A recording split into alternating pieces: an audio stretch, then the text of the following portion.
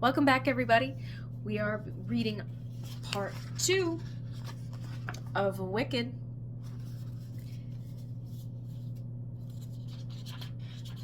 All right. Part 2. Gillikin. Galinda. Whittaker, Setica, Wickasand Turning, Red Sand, Dixie House, change at Dixie House for shiz, stay aboard this coach for all points east, Tennekin, Bronx Hall, and all destinations to Trom. The conductor paused to catch his breath. Next stop, Whittaker. Whittaker next. Galinda clutched her parcel of clothes to her breast. The old goat who sprawled on the seat across from her was missing the Whittaker stop. She was glad that trains made passengers sleepy. She didn't want to keep avoiding his eye. At the last minute before she was to board the train, her minder, Amma Clutch, had stepped on a rusty nail and, terrified of the frozen face syndrome, had begged permission to go to the nearest surgery for medicines and calming spells. "I can surely get myself to shiz alone," said Galinda coldly. "Don't bother with me, Amma Clutch." And Amma Clutch hadn't. Galinda hoped that Amma Clutch would suffer a little frozenness of jaw before being well enough to show up in shiz and chaperone Galinda through whatever was to come. Her own chin was set, she believed, to imply a worldly boredom with train travel. In fact, she had never been more than a day's carriage ride away from her family home in the little market town of Frodica. The railway line, laid down a decade ago, had meant that old dairy farms were being cut up for country estates for the merchants and manufacturers of shiz. But Galinda's family continued to prefer rural Gillikin, with its fox haunts, its dripping dells, its secluded ancient pagan temples, to Lurline. To them, shiz was a distant urban threat, and even the convenience of rail transportation hadn't tempted them to risk all its complications, curiosities, and evil ways. Galinda didn't see the verdant world through the glass of the carriage. She saw her own reflection instead. She had the nearsightedness of youth. She reasoned that because she was beautiful, she was significant, though what she signified, and to whom, was not clear to her yet. The sway of her head made her creamy ringlets swing, catching the light, like so many jostling stacks of coins. Her lips were perfect, as pouted as an opening Maya flower, and colored as brilliantly red. Her green traveling gown, with its inset panels of ochre musset, suggested wealth, while the black shawl, draped just so about the shoulders, was a nod to her academic inclinations. She was, after all, on her way to shiz because she was smart. But there was more than one way to be smart. She was 17. The whole town of Frodica had seen her off, the first girl from the Pertha Hills to be accepted at shiz. She had written well in the entrance exams, a meditation on learning ethics from the natural world. Do flowers regret being plucked for a bouquet? Do the rains practice abstinence? Can animals really choose to be good? Or a moral philosophy of springtime. She had quoted excessively from the Oziad, and her rapturous prose had captivated the board of examiners. A 3-year fellowship to Crage Hall. It wasn't one of the better colleges. Those were still closed to female students. But it was Shiz University. Her companion in the compartment, waking up when the conductor came back through, stretched his heels as he yawned. "Would you be so kind as to reach my ticket? It's in the overhead," he said. Galinda stood and found the ticket, aware that the bearded old thing was eyeing her comely figure. "Here you are," she said, and he answered, "Not to me, dearie, to the conductor. Without opposable thumbs, I have no hope of managing such a tiny piece of cardboard." The conductor punched the ticket and said, "You're the rare beast that can afford to travel first class." "Oh," said the goat, "I object to the term beast. But the laws still allow my traveling in first class, I presume." "Money's money," said the conductor, without ill will, punching Galinda's ticket and returning it to her. "No, money's not money," said the goat. "Not when my ticket costs double what the young ladies did. In this case, Money is a visa. I happen to have it. Going up to Shiz, are you? Said the conductor to Galinda, ignoring the goat's remark. I can tell by that academic shawl. Oh, well, it's something to do, said Galinda.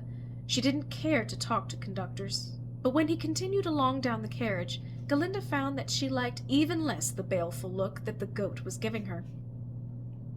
Do you expect to learn anything at Shiz? He asked. I have already learned not to speak to strangers. Then I will introduce myself and we will be strangers no longer. I am Dillamond. I am disinclined to know you. I am a fellow of Shiz University, on the faculty of biological arts. You are a shabby dresser, even for a goat, Galinda thought. Money isn't everything. Then I must overcome my natural shyness. My name is Galinda. I am of the Arduena clan on my mother's side. Let me be the first to welcome you to Shiz, Galinda. This is your first year?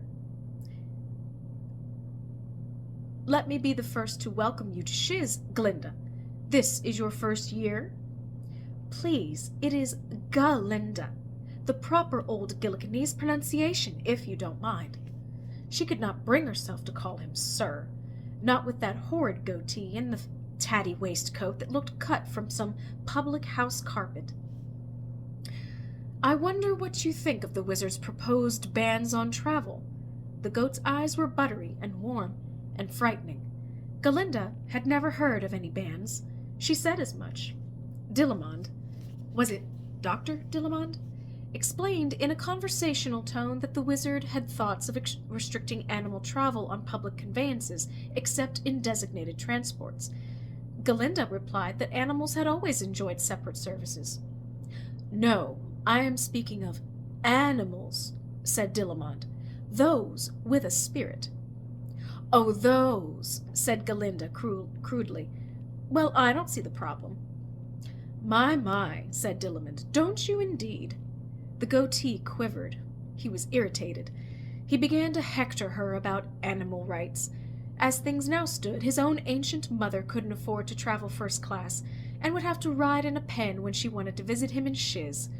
If the wizard's bans went through the Hall of Approval, as they were likely to do, the goat himself would be required by law to give up the privileges he had earned through years of study, training, and saving. Is that right for a creature with a spirit? He said. From here to there to here, in a pen? I quite agree. Travel is so broadening, said Galinda. They endured the rest of the trip, including the change across the platform at Dixie House, in a frosty silence. I had hair on my face.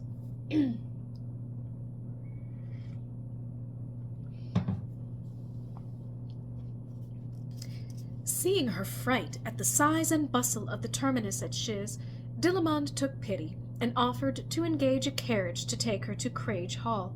She followed him, looking as unmortified as she could manage. Her luggage came behind, on the backs of a couple of porters. Shiz! She tried not to gulp.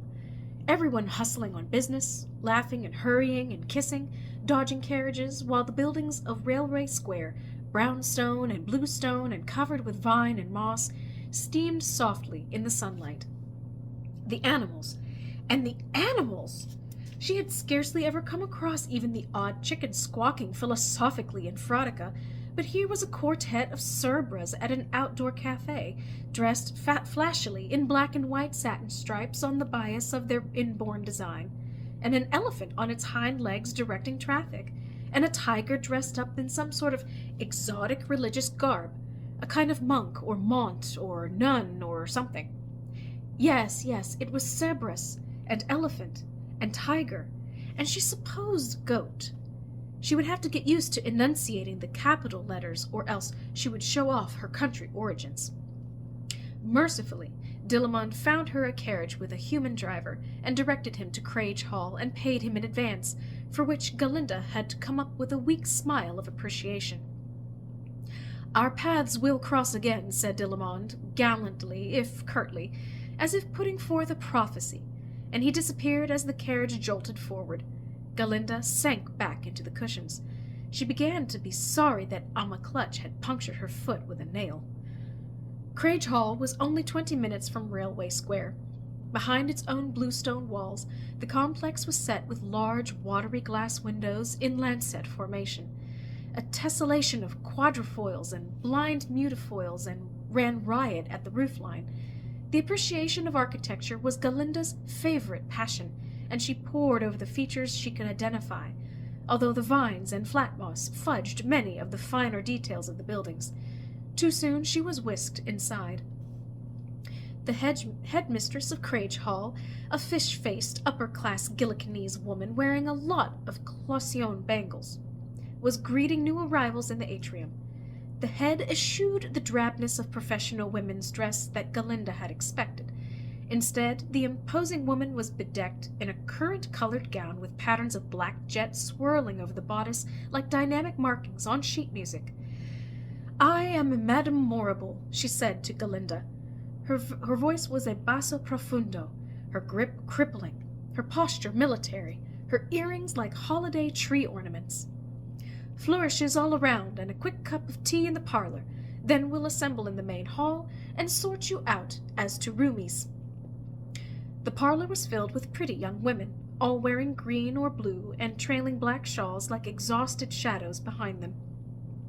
Galinda was glad for the natural advantages of her flaxen hair, and stood by a window so the light could dazzle itself off her curls. She hardly sipped the tea. In a side room, the attendant, Amos, were serving themselves from a metal urn, and laughing and yakking already as if they were old friends from the same village. If somewhat grotesque, all those dumpy women smiling at each other, making marketplace noise. Galinda hadn't read the fine print very closely. She hadn't realized there would be a need for roomies. Or perhaps had her parents paid extra so she could have a private room? And where would Amma Clutch stay? Looking about her, she could tell that some of these dollies came from families from much better off than hers. The pearls and diamonds on them! Galinda was glad she had chosen a simple silver collar with metonite struts. There was something vulgar about traveling in jewels. As she realized this truth, she codified it into a saying. At the earliest perfect opportunity, she would bring it out as proof of her having opinions, and of having traveled. "The overdressed traveler betrays more interest in being seen than in seeing," she murmured, trying it out, while the true traveler knows that the novel world about her serves as the most appropriate accessory. Good. Very good. Madame Morrible counted heads, gripped a cup of tea, and shooed everyone into the main hall. There Galinda learned that allowing Amma Clutch to go looking for a surgery had been a colossal mistake. Apparently all that chatter among Ammas hadn't been frivolous and social. They had been instructed to sort out among them whose young lady would room with whose. The Ammas had been relied upon to get to the nub of the matter more quickly than the students themselves. No one had spoken for Galinda. She had gone unrepresented. After the forgettable welcome remarks, as couple by couple the students and Ammas left to locate their lodgings and settle in, Galinda found herself growing pale with embarrassment. Amma Clutch, the old fool, would have fixed her up nicely with someone just a notch or two above the social ladder, near enough that Galinda would suffer no shame, and above enough to make it worth the while of socializing. But now, all the better young misses were linked together, diamond to diamond, emerald to emerald, for all she could tell. As the room began to empty, Galinda wondered if she shouldn't go up and interrupt Madame Morrible and explain the problem. Galinda was, after all, an Arduenna of the uplands, at least on one side. It was a hideous accident. Her eyes teared up. But she hadn't the nerve. She stayed perched on the edge of the fragile, stupid chair. Except for her, all the center of the room had cleared out now, and the shyer, more useless girls were left, around the edges, in the shadows. Surrounded by an obstacle course of empty gilded chairs, Galinda alone sat like an unclaimed valise.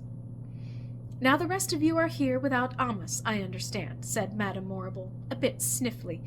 Since we require chaperonage, I will assign each of you to one of the 3 dormitories for freshers, which sleep 15 girls each. There is no social stigma to the dormitory, I might add, none at all. But she was lying, and not even convincingly. Galinda finally stood up. Please, Madame Morrible, there is a mistake. I am Galinda, of the Arduenas. My ama took a nail in her foot on the voyage, and was detained for a day or 2. I am not in the dormitory class, you see. How sad for you, said Madame Morrible, smiling. I am sure your ama will be pleased to be a chaperone in, shall we say, the pink dormitory? 4th floor on the right. No, she would not, interrupted Galinda quite bravely. I am not here to sleep in a dormitory, pink or otherwise. You have misunderstood. I have not misunderstood, Miss Galinda, said Madame Morrible, growing even more fish-like as her eyes began to bulge. There is accident, there is tardiness, there are decisions to be made. As you were not equipped, through your ama, to make your own decision, I am empowered to make it for you. Please, we are busy, and I must name the other girls who will join you in the pink dormitory. I would have a private word with you, madam, said Galinda in desperation. For myself, dormitory partners, or a single roomie, it is no matter, but I cannot recommend that you ask my ama to oversee other girls, for reasons I may not say in public. She was lying as fast as she could, and better than Madame Morrible, who seemed at least intrigued. You strike me as impertinent, Miss Galinda, she said mildly. I have not yet struck you, Madame Morrible. Galinda delivered the darling line with her sweetest smile. Madame Morrible chose to laugh. Thank Lorelei. A spark of spunk. You may come to my chambers this evening and tell me the story of your ama's shortcomings, as I should know them. But I will compromise with you, Miss Galinda. Unless you object, I will have to ask your ama to chaperone both you and another girl, one who comes without an ama. For you see, all the other students with amas are already paired off, and you are the odd one out. I am certain my ama could manage that at least. Madame Morrible scanned the page of names and said, Very well. To join Miss Galinda of the Arduenas in a double room, shall I invite the Throp Third Descending of Nest Hardings, Elphaba? No one stirred. Elphaba? Said Madame Morrible again, adjusting her bangles and pressing 2 fingers at the bottom of her throat. The girl was in the back of the room, a pauper in a red dress with gaudy fretwork and in clumpy old people's boots. At first Galinda thought what she saw was some trick of the light, a reflection off the adjacent buildings covered in vines and flat moss. But as Elphaba moved forward, lugging her own carpet bags, it became obvious that she was green. A hatchet-faced girl with putrescent green skin and long, foreign-looking black hair. A Munchkinlander by birth, though with many childhood years spent in Quadling country, read Madame Morrible from her notes. How fascinating for us all, Miss Elphaba. We shall look forward to hearing tales of exotic climes and times. Miss Galinda and Miss Elphaba, here are your keys. You may take room 22 on the 2nd floor. She smiled broadly at Galinda as the girls came forward. Travel is so broadening, she intoned. Galinda started. The curse of her own words lobbed back at her. She curtsied and fled. Elphaba, eyes on the floor, followed behind.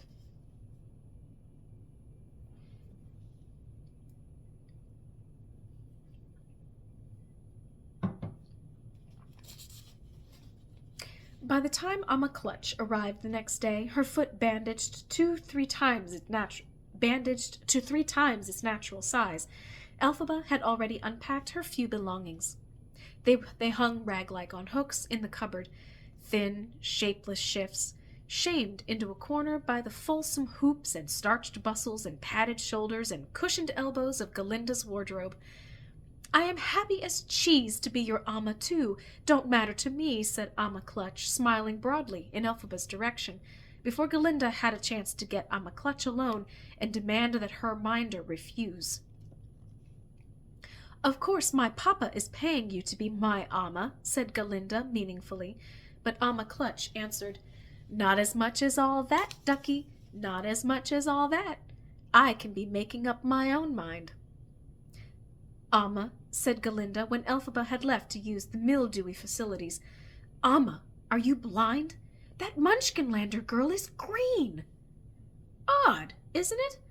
I thought all Munchkinlanders were tiny. She's a proper height, though. I guess they come in a variety of sizes." "Oh, are you bothered by the green? Well, it might do you some good if you let it. If you let it. You affect worldly airs, Galinda, but you do not know the world yet. I think it's a lark. Why not? Why ever not?" "It's not yours to organize my education, worldly or otherwise, Amma Clutch." "No, dear," said Amma Clutch, "you've made this mess all by your lonesome. I'm merely being of service."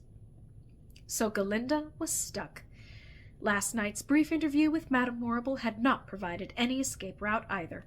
Galinda had arrived promptly, in a dotted morpholine skirt with lace bodice, a vision, as she'd said to herself, in nocturnal purples and midnight blues. Madame Morrible bade her enter the reception room, in which a small cluster of leather chairs and a settee were drawn up before an unnecessary fire. The head poured mint tea and offered crystallized ginger wrapped in pearl fruit leaves. She indicated a chair for Galinda, but herself stood by the mantelpiece like a big game hunter. In the best tradition of the upper class savoring its luxuries, they sipped and nibbled in silence at first. This gave Galinda the chance to observe that Madame Morrible was fish-like not merely in countenance, but in dress. Her loose-fitting cream foxeel flowed like a huge airy bladder from the high frilled neckline to the knees, where it was tightly gathered and dropped straight to the floor, hugging the calves and ankles in neat, anticlimactic pleats. She looked for all the world like a giant carp in a men's club, and a dull, bored carp at that. Not even a sentient carp. "Now your Amma, my dear. The reason she is incapable of supervising a dormitory. I'm all ears." Galinda had taken all afternoon to prepare. "You see, Madam Head, I didn't like to say it publicly, but Amma Clutch suffered a terrible fall last summer when we were picnicking in the Pertha Hills. She reached for a handful of wild mountain thyme and went pitching over a cliff. She lay for weeks in a coma, and when she emerged, she had no memory of the accident at all. If you asked her about it, she wouldn't even know what you meant. Amnesia by trauma." "I see. How very tiresome for you. But why does this make her unequal to the job I proposed?" "She has become addled. Amma Clutch, on occasion, gets confused as to what has life and what doesn't. She will sit and talk to, say a chair, and then relate its history back to us, its aspirations, its reservations, its joys, its sorrows," said Madame Morrible. "How truly novel. The emotional life of furniture. I never." "But, silly as this is, and a cause for hours of merriment, the corollary ailment is more alarming. Madame Morrible, I must tell you that Amma Clutch sometimes forgets that people are alive, or animals." Galinda paused, then added, "or animals, even." "Go on, my dear." "It is all right for me, because Amma has been my Amma all my life, and I know her ways. But she can sometimes forget a person is there, or needs her, or is a person. Once she cleaned a wardrobe and tipped it over onto the houseboy, breaking his back. She didn't register his screaming right there, right at her feet. She folded the night clothes and had a conversation with my mother's evening gown, asking it all sorts of impertinent questions." "What a fascinating condition," said Madame Morrible, "and how vexing for you, really." "I couldn't have allowed her to accept responsibility for 14 other girls," Galinda confided. "For me alone there is no problem. I love the foolish old woman, in a way." Madame Morrible had said, But what of your roomie? Can you jeopardize her well-being? I didn't ask for her. Galinda looked the head in her glazed, unblinking eye. The poor Munchkinlander appears to be used to a life of distress. Either she will adjust, or, I assume, she will petition you to be removed from my room. Unless, of course, you feel it your duty to move her for her own safety. Madame Morrible said, I suppose if Miss Elphaba cannot live with what we give her, she will leave Craige Hall on her own accord, don't you think? It was the we in what we give her. Madame Morrible was binding Galinda into a campaign. They both knew it. Galinda struggled to maintain her autonomy. But she was only 17, and she had suffered that same indignity of exclusion in the main hall just hours ago. She didn't know what Madame Morrible could have against Elphaba except the looks of her. But there was something. There was clearly something. What was it? She sensed it to be wrong, somehow. Don't you think, dear? Said Madame Morrible, bowing a bit forward like a fish arching in a slow-motion leap. Well, of course we must do what we can, said Galinda, as vaguely as possible. But she seemed the fish and caught in a most clever hook. Out of the shadows of the reception-room came a small tick-tock thing, about 3 feet high, made of burnished bronze, with an identifying plate screwed into its front. The plate said, Smith and Tinker's Mechanical Man, in ornate script. The clockwork servant collected the empty teacups and whirred itself away. Galinda didn't know how long it had been there, or what it had heard, but she had never liked tick-tock creatures.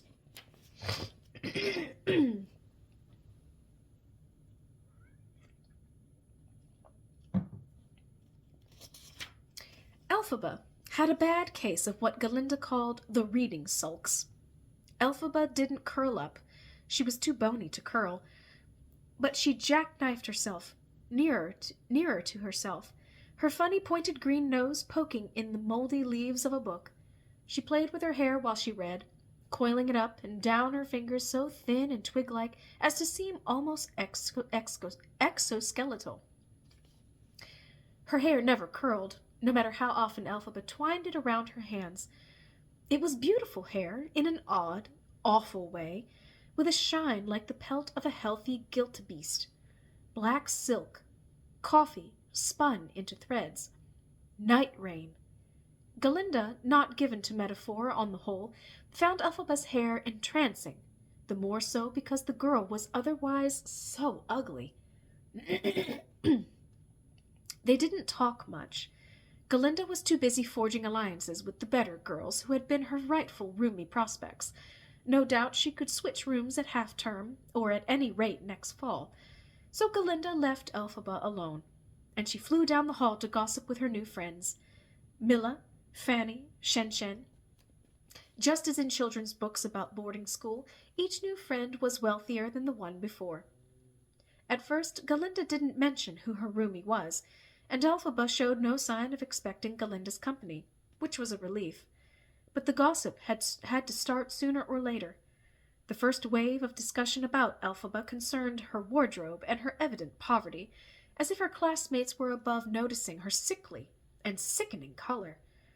Someone told me that Madam Head had said Miss Elphaba was the Throp third descending from Nest Hardings, said Fanny, who was also a Munchkinlander, but one of diminutive stock, not full-sized like the Throp family. The Throps are highly regarded in Nest Hardings and even beyond. The eminent Throp put together the area's militia and tore up the yellow brick road that the Ozma Regent had been laying in when we were all small, before the glorious Revolution. There was no callousness in the eminent Throp or his wife or family, including his granddaughter, Melina, you can be assured. By callousness, of course, Fanny meant greenness. But how the mighty have fallen! She's as ragged as a gypsy, observed Milla. Have you ever seen such tawdry dresses? Her Amma should be sacked. She has no Amma, I think, said Shen-Shen. Galinda, who knew for sure, said nothing. They said she spent time in Quadling country, Milla went on. Perhaps her family had been exiled as criminals? Or they were speculators in rubies, said Shen Shen. Then where's the wealth? Snapped Melina.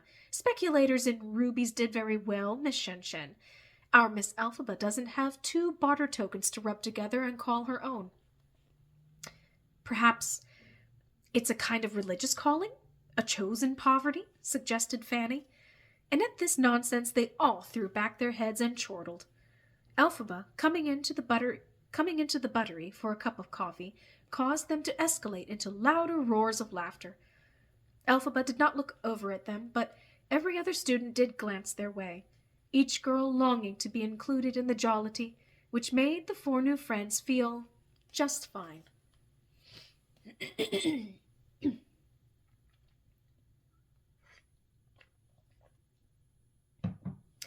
Galinda was slow coming to terms with actual learning. She had considered her admission into Shiz University as a sort of testimony to her brilliance, and believed that she would adorn the halls of learning with her beauty and occasional clever sayings. She supposed, glumly, that she had meant to be a sort of living marble bust. This is youthful intelligence. Admire her. Isn't she lovely? It hadn't actually dawned on Galinda that there was more to learn, and furthermore that she was expected to do it. The education all the new girls chiefly wanted, of course, had nothing to do with Madame Morrible or the prattling animals at lecterns and on the daises. What the girls wanted wasn't equations or quotations or orations. They wanted Shiz itself, city life, the broad, offensive panoply of life and life, seamlessly intertwined. Galinda was relieved that Elphaba never took part in the outings the Amahs organized. Since they often stopped at a lunchroom for a modest meal, the weekly brigade became known informally as the Chowder and Marching Society. The university district was aflame with autumn color, not just of dying leaves, but also of fraternity pennants, fluttering from rooftop and spire. Galinda soaked up the architecture of Shiz. Here and there, mostly in protected college yards and side streets, the oldest surviving domestic architecture still leaned, ancient wattle and daub, and exposed stud framing held up like paralytic grannies by stronger, newer relatives on either side. Then, in dizzying succession, unparalleled glories, bloodstone medieval, Merthic, both least and the more fantastical late, Galantine with its symmetries and restraint, Galantine reformed with all those festering ogies and broken pediments, Bluestone revival, imperial bombast, and industrial modern, or, as the critics in the liberal press put it, high, hostile, crude style, the form propagated by the modernity-minded Wizard of Oz. Besides architecture, the excitement was tame, to be sure. On one notable occasion, which no Crage Hall girl present ever forgot, the senior boys from the Three Queens College across the canal, for a lark and a dare, had tanked themselves up with beer in the middle of the afternoon, had hired a white bear violinist, and had gone down to dance together under the willow trees, wearing nothing but their clinging cotton drawers and their school scarves. It was deliciously pagan, as they had set an old chipped statue of Lurline the Fairy Queen on a 3-legged stool, and she seemed to smile at their loose-limbed gaiety. The girls and the Amahs pretended shock, but poorly. They lingered, watching, until horrified proctors from 3 Queens came rushing out to round the revelers up. Mere nudity was one thing, but public Lurlinism, even as a joke, bordered on being intolerably retrograde, even royalist, and that did not do in the wizard's reign. One Saturday evening, when the Amahs had a rare night off and had taken themselves into a pleasure faith meeting in Ticknor Circus, Galinda had a brief and silly squabble with Fanny and Shen Shen after she retired early to her bedchamber, complaining of a headache. Elphaba was sitting up in her bed, with the commissary brown blanket tucked around her. She was hunched forward over a book, as usual, and her hair hung down like brackets on either side of her face. She looked to Galinda like one of those etchings. The natural history books were full of them, of odd winky mountain women who hide their strangeness with a shawl over the head. Elphaba was munching on the pips of an apple, having eaten all the rest of it. "Well, you look cozy enough, Miss Elphaba," said Galinda challengingly. In 3 months it was the first social remark she had managed to make to her roomie. "Looks are only looks," said Elphaba, not looking up. "Will it break your concentration if I sit in front of the fire?" "You cast a shadow if you just sit there." "Oh, sorry," said Galinda, and moved. "Mustn't cast shadows, must we, when urgent words are waiting to be read?"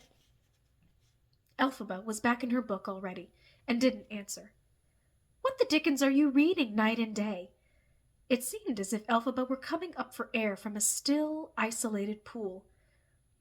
"While I don't read the same thing every day, you know, tonight I am reading some of the speeches of the early Unionist fathers." "Why ever would anyone want to do that?" "I don't know. I don't even know if I want to read them. I'm just reading them." "But why, Miss Elphaba the Delirious? Why? Why?" Elphaba. Excuse me, guys. The air in here is so dry.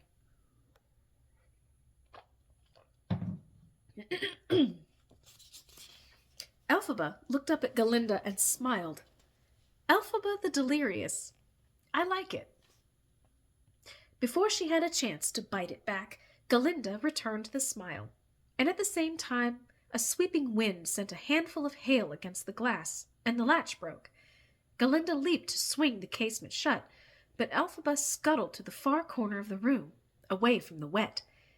"Give me the leather luggage grip, Miss Elphaba, from inside my satchel, there on the left, on the shelf behind the hatch boxes. Yes, and I'll secure this until we can get the porter to fix it tomorrow." Elphaba found the strap, but in doing so the hat boxes tumbled down, and 3 colorful hats rolled out onto the cold floor.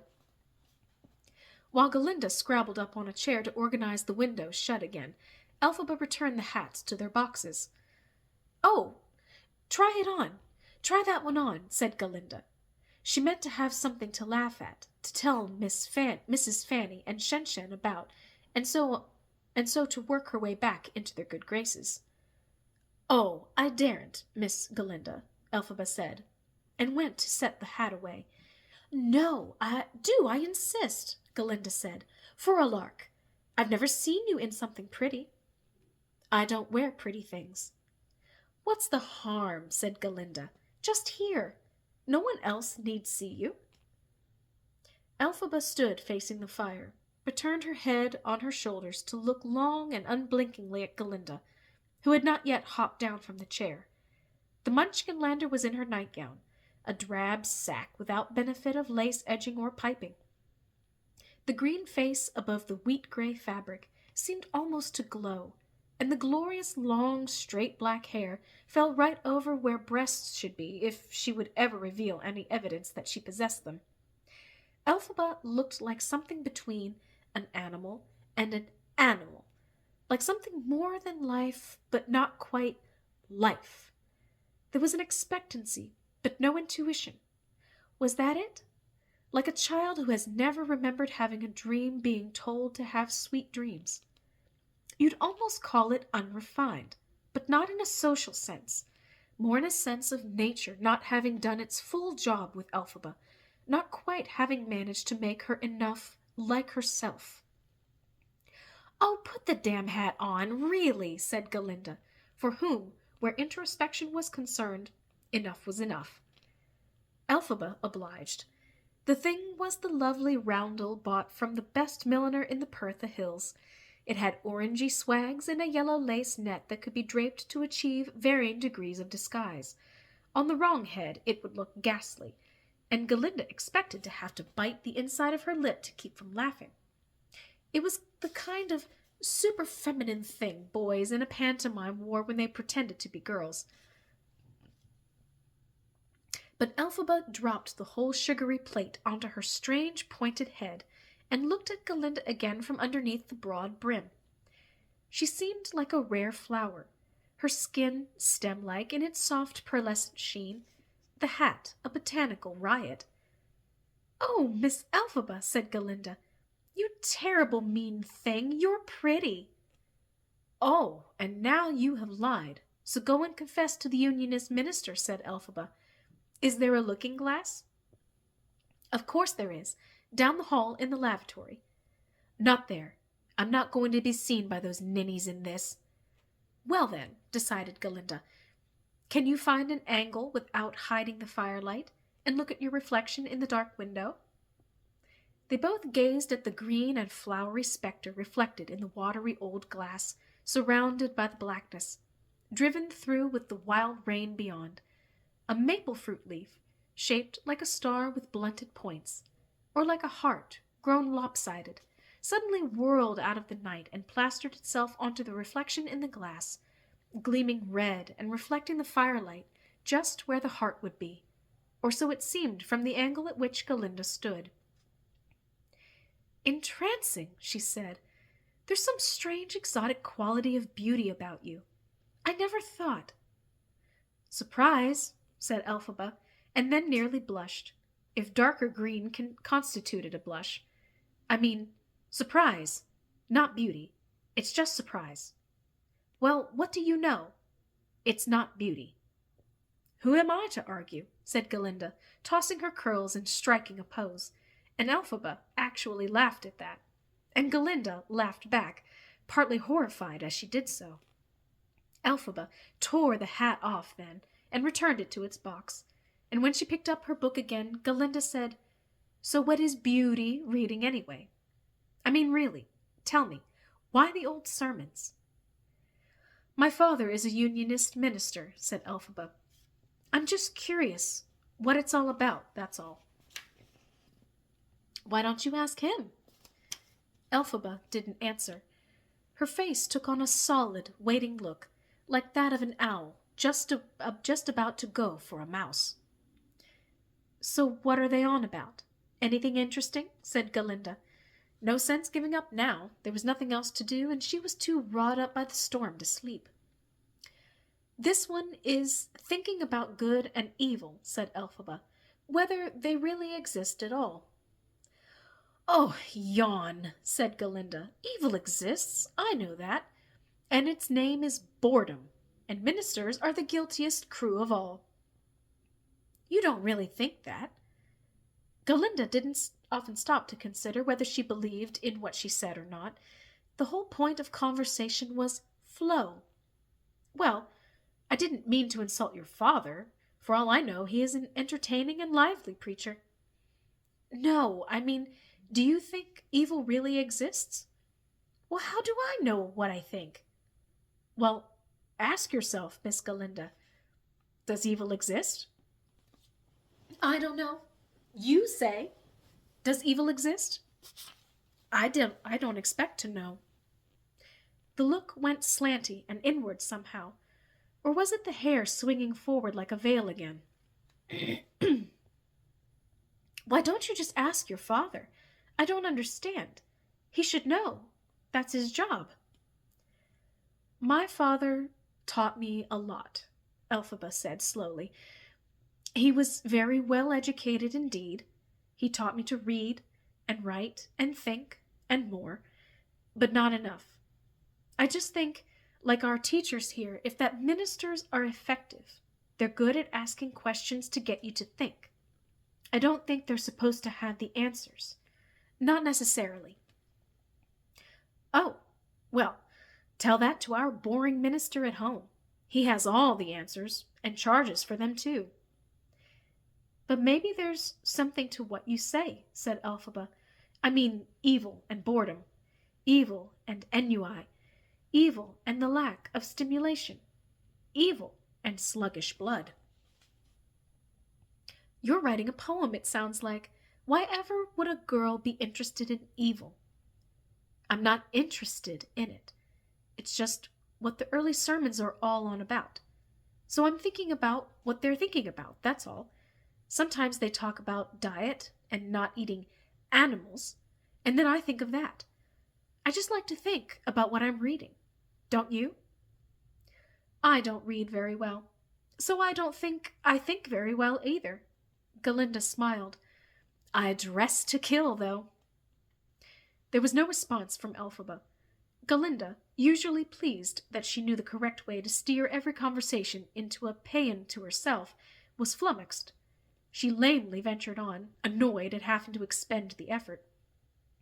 Well, whatever did those old brutes think about evil, then? It's hard to say exactly. They seemed to be obsessed with locating it somewhere. I mean, an evil spring in the mountains, an evil smoke, evil blood in the veins going from parent to child. They were sort of like the early explorers of Oz, except the maps they made were of invisible stuff, pretty inconsistent from one with the other. And where is evil located? Galinda asked, flopping onto her bed and closing her eyes. Well, they didn't agree, did they? Or else what they would have to write sermons arguing about. Some said the original evil was the vacuum caused by the fairy Queen Lurline leaving us alone here. When goodness removes itself, the space it occupies corrodes and becomes evil, and maybe splits apart and multiplies. So every evil thing is a sign of the absence of deity. Well, I wouldn't know an evil thing if it fell on me, said Galinda. The early Unionists, who were a lot more Lurlinist than Unionists are today, argued that some invisible pocket of corruption was floating around the neighborhood, a direct descendant of the pain the world felt when Lurline left. Like a patch of cold air on a warm night, a perfectly agreeable soul might march through it and become infected, and then go and kill a neighbor. But then, was it your fault if you walked through a patch of badness? If you couldn't see it? There wasn't ever any council of Unionists that decided one way or another, and nowadays so many people don't even believe in Lurline. But they believe in evil still, said Galinda with a yawn. Isn't that funny? That deity is passé, but the attributes and implications of deity linger. You are thinking, Elphaba cried. Galinda raised herself to her elbows at the enthusiasm in her roomie's voice. I'm about to sleep because this is profoundly boring to me, Galinda said. But Elphaba was grinning from ear to ear.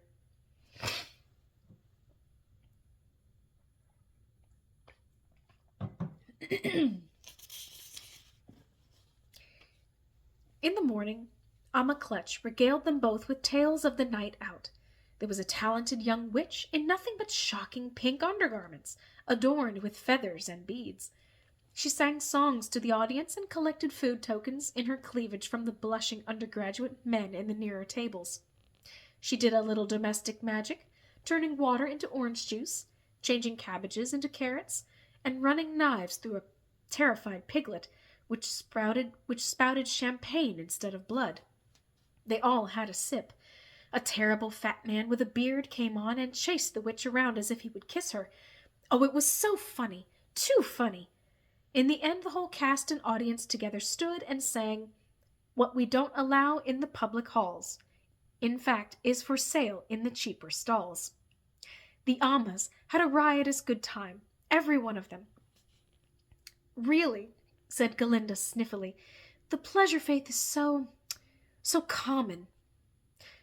But I see the window broke, said Amma Clutch. I hope it wasn't boys trying to climb in. Are you mad? Said Galinda. In that storm? What storm? Said Amma Clutch. That don't make sense. Last night was as calm as moonlight. Ha! That was some show, said Galinda. You were so caught up in pleasure faith, you lost your bearings, Amma Clutch. They went down to breakfast together, leaving Elphaba to sleep, or pretending to be asleep, maybe. Though as they walked along the corridors, sun shone through the broad windows, making racks of light in the cold slate floors, Galinda did wonder about the capriciousness of weather. Was it even possible for a storm to pitch itself against one part of town and overlook another? There was so much about the world she didn't know. She did nothing but chatter about evil, said Galinda to her friends over buttered brisks with plowfoot jelly.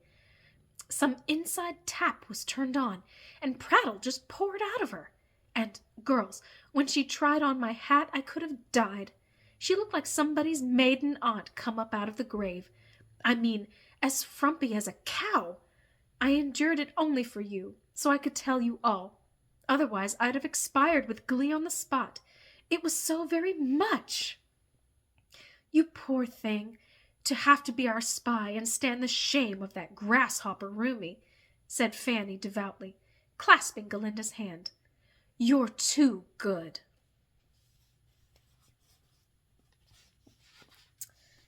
All right.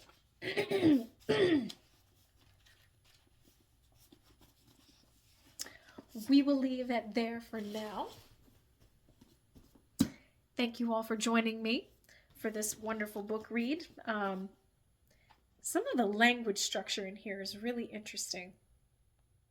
And not having read through this book before, I'm like discovering new characters, new voices, new attitudes, just like you guys are. So some of it I might have to go back and reread. I might even have to just go ahead and pre-read some of these chapters just so I don't stumble too much. I know I did this time, and I'm sorry for all the clearing of my voice. My sinus has been going crazy with all of this cold weather lately. But anyway, I will be seeing you guys next week for yet another installment of Reading Wicked. I hope you guys have been enjoying this so far. And again, if you have missed either the previous 2 readings of this story, or if you have missed any of the readings of any of the other books that I've read, please feel free to check them out. And for any of my followers who followed me from TikTok, Nikki content is coming. I had to go back to old school and get a new setup put together. So I've got everything put together now, and I'm going to be experimenting with recording because everything has to be different now. So, but I promise, Nikki Nick's Child content is coming soon. I promise. So until then, I will see you guys next week for another book reading, and be on the lookout for your favorite Afterlife content creator. Have a great week. Bye.